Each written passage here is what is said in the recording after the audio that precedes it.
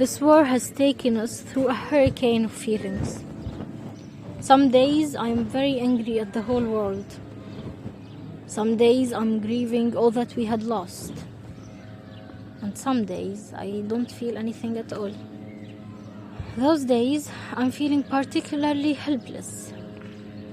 A few days ago there was a bombing so close to us we thought it was going to hit us. The explosion was so deafening and the tent looked like it was going to fly off. In the seconds after the explosion we heard something fall near us. Less than a half meter away from where my sister and my niece in her arms were sleeping. I was a split of a second and a half meter away from losing the person I love most in this world.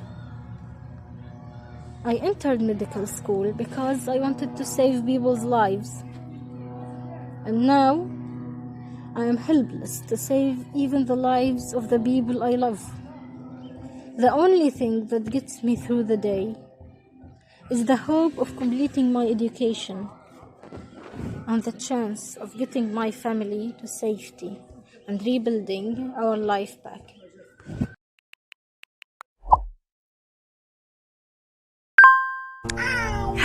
Hi! قولي love.